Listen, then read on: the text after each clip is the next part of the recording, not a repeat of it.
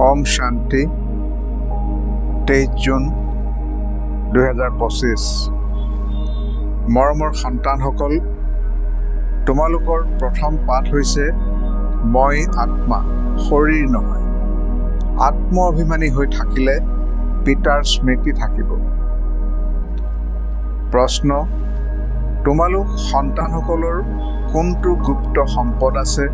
যেটো মনুষ্যৰ নাই उत्तर তোমালোকক ভগৱান পিতাই পঢ়ায় সেই পঢ়াৰ আনন্দৰ গুপ্ত সম্পদ তোমালোকৰ আছে তোমালোকে জানা যে আমি যি পঢ়ি আছো হেয়া ভৱিষ্যত অমৰ লোকৰ বাবে এই মৃত্যু লোকৰ বাবে নহয় পিতাই কয় পুৱাতে উঠি ফুৰা চকা কৰা কেৱল প্ৰথম পাঠটি স্মৃতিত ৰাখা তেতিয়া আনন্দৰ সম্পদ জমা হৈ গৈ থাকিব ধাৰণাৰ বাবে মুখ্য সাৰ 1 নম্বৰ যোগ বলৰ দ্বাৰা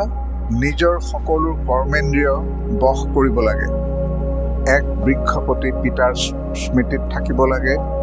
সঁচা বৈষ্ণৱ অৰ্থাৎ পবিত্ৰ হ'ব লাগে 2 নম্বৰ পুৱাতে উঠি প্ৰথম পাঠটি দৃঢ় কৰিব লাগে যে মই আত্মা শৰীৰ নহয় আমাৰ আত্মিক পিতাই আমাক পঢ়ায় এই দুখৰ সৃষ্টি এতিয়া পৰিৱৰ্তন হ'ব এনেকৈ যাতে বুদ্ধিত গোটেই জ্ঞানৰ মন্থন চলি থাকে বৰদান প্ৰতিটো সম্পদ কাৰ্যত ব্যৱহাৰ কৰি পদমৰ উপাৰ্জন কৰোতা পদ্মাপদম ভাগ্যশালী হোৱা প্ৰতিটো ছেকেণ্ডত পদমৰ উপাৰ্জন কৰাৰ বৰদান ড্ৰামাত সংগমৰ সময়ৰ প্ৰাপ্ত হৈছে এনে বৰদান নিজৰ প্ৰতি জমা কৰা আৰু আনৰ প্ৰতি দান কৰা তেনেকৈ সংকল্পৰ সম্পদ জ্ঞানৰ সম্পদ স্থূল ধনৰূপী সম্পদ কাৰ্যত ব্যৱহাৰ কৰি পদমৰ উপাৰ্জন কৰা কিয়নো এই সময়ত স্থূল ধনো ঈশ্বৰৰ অৰ্থে সমৰ্পিত কৰিলে এটি নয়া পইচা এক ৰত্নৰ সমান মূল্যৰ হৈ যায় হেহে এই সৰ্বসম্পদ নিজৰ প্ৰতি বা সেৱাৰ প্ৰতি কাৰ্যত ব্যৱহাৰ কৰা তেতিয়া পদ্মাপদম ভাগ্যশালী হৈ যাবা শ্লোগান য'ত অন্তৰৰ স্নেহ আছে ত'ত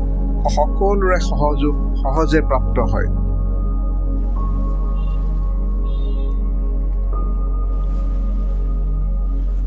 অব্যক্ত সংকেত আত্মিক স্থিতিত থকাৰ অভ্যাস কৰা অন্তৰ্মুখী হোৱা এতিয়া এনেকুৱা স্বচ্ছ হৈ যোৱা যাতে তোমালোকৰ শৰীৰৰ ভিতৰত আত্মা বিৰাজমান হৈ থাকে হেয়া স্পষ্টকৈ সকলোৱে দেখা পায় তোমালোকৰ আত্মিক স্বৰূপে যাতে তেওঁলোকক নিজৰ আত্মিক স্বৰূপৰ সাক্ষাৎকাৰ কৰায় ইয়াকে অব্যক্ত বা আত্মিক স্থিতিৰ অনুভৱ কৰোৱা বুলি কোৱা হয় ওম শান্তি